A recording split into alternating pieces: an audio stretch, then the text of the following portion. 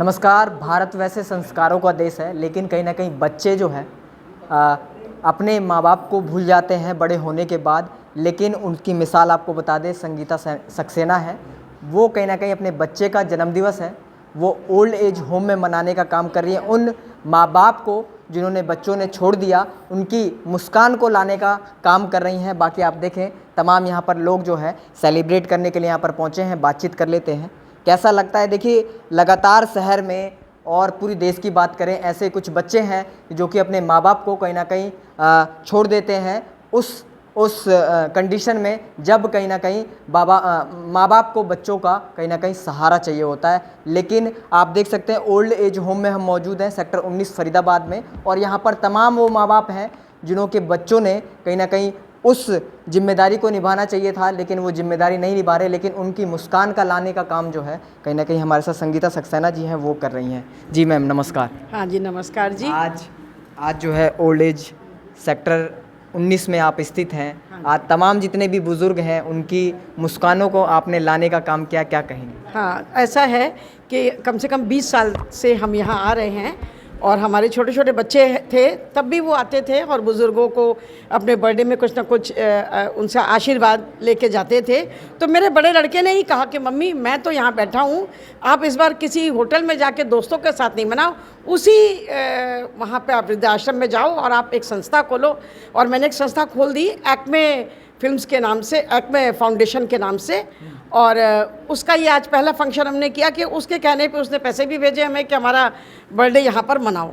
और Acme foundation का क्या उद्देश्य है, किस तरीके से। हाँ, एक्मे फाउंडेशन का ये उद्देश्य है कि वो बुज़ुर्गों के लिए काम करेगा, महिलाओं के वुमेन एम्पावरमेंट के लिए काम करेगा और चाइल्ड के लिए काम करेगा। जैसे हम एक काम और करते हैं, स्कूलों के बच्चों की थोड़ी फ़ीस कम करवा देते हैं, जो कर सकते हैं वो वहाँ पर हेल्प कर देते हैं। 2 घंटे मैम समय बिताया।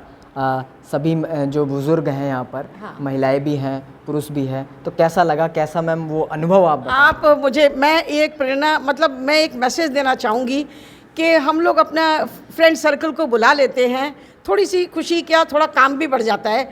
लेकिन यहाँ सवेरे से मैं जो सामान अपने घर में बना रही थी कि मैं आज, अनजान लोग हैं लेकिन वो कहीं ना कहीं मेरे से जुड़े हुए हैं, आज मेरी आत्मा प्रसन्न हुई है। मेरा केवल मन नहीं प्रसन्न हुआ, आज मेरी आत्मा, और मैं कितना नाची हूँ और इन सबको नचाया। आज एक एक बुजुर्ग जो मेरे साथ नाचे हैं, उनको मैं धन्यवाद देना चाहूँगी। मेरे सामने बैठे हैं, बेचारे खड़े नहीं हो पाते थे और कितने बुजुर्गों ने गाना गाया, अपनी जवानी में अच्छे सिंगर्स थे।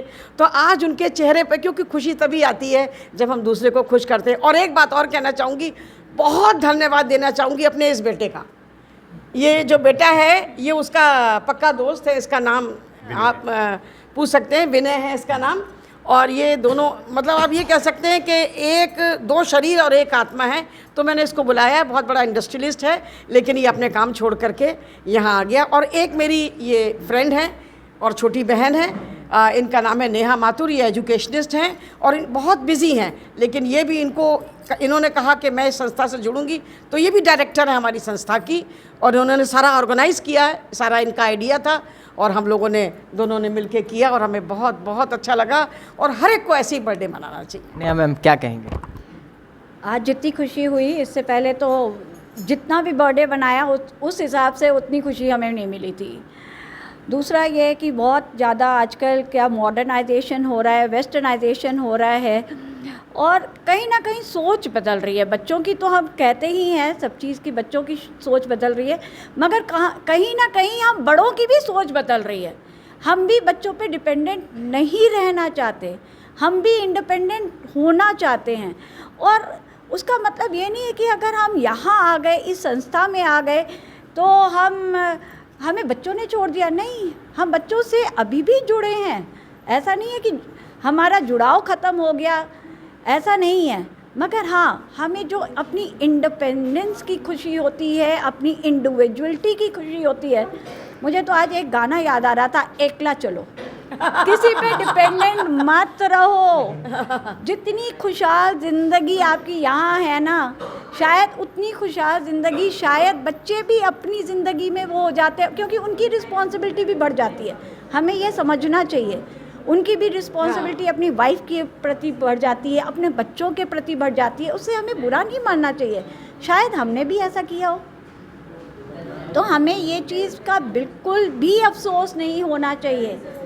और ये संस्था में हम सब जब एक उम्र दराज इकट्ठे हो जाते हैं तो हम अपनी हॉबीज़ को परस्यू करें आगे, जो हम नहीं कर पाए।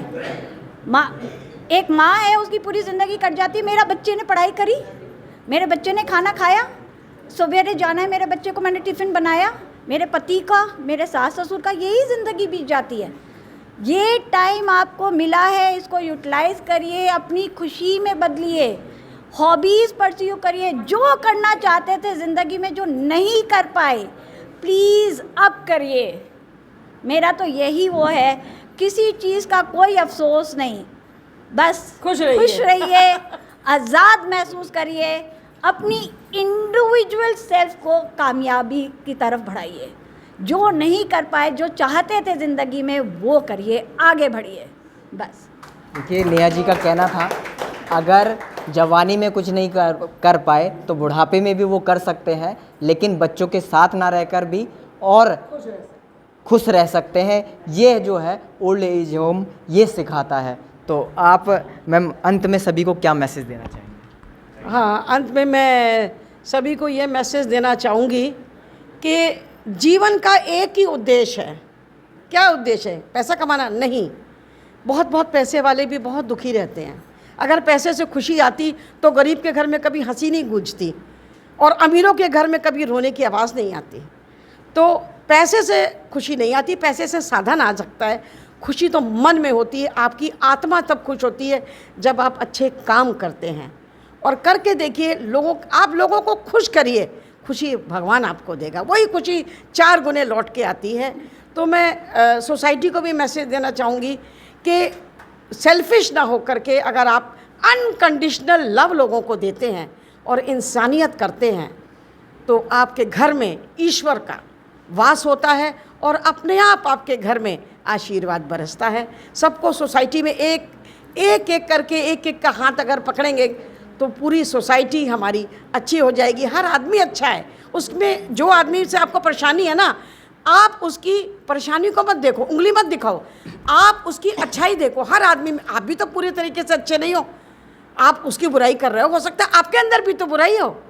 तो आप सिर्फ सामने वाले व्यक्ति की अच्छे पॉइंट्स को देखो और एक अच्छा समय बिताओ। मैं कल से खुश हूँ, हाय मैं वहाँ जाऊँगी, मैं अनजान लोगों से मिलूँगी, उनको खुश करूँगी, इस सोच में ही मैं खुश थी। मेरी तो आत्मा वहीं घर में ही तृप्त हो गई थी। और आज आप लोगों ने साथ दिया, किसी ने गाना गाया, किसी ने डांस किया, और जो मेरा बेटा आके मेरे खड़ा हो गया, मैं तो आज इंडिया की क्या वर्ल्ड की राजा बन गई हूँ राजा बन गई हूँ, ऐसा महसूस हो रहा है। क्या नाम आपका? मेरा नाम विनय चौधरी है जी। जी, मैं आज अभिनव आपके जी चड्डी बड्डी यार कह लें, अच्छा। क्योंकि साथी हैं, आप लोग नर्सरी से पढ़े थे। जी, जी। आज उनका जन्म दिवस उनके माताजी ने जो है बड़े धूमधाम से जी। ओल्ड एज होम में मनाया, क्या कहें? ये बहुत ही उत्तम विचार है। आंटी जो है, हम लोग भी मतलब हमारी टीचर भी रही हैं, मैडम जो हैं, सक्सेना आंटी भी बोलते हैं और हम तो मैडम ही बोलते रहे क्योंकि हमारी स्कूल में टीचर भी रही हैं।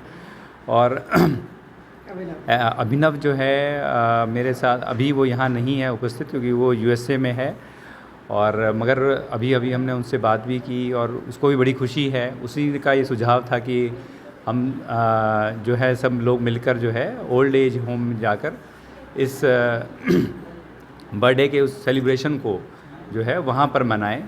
और इस चीज़ को जो है आंटी ने बहुत अच्छे से अंजाम दिया, बहुत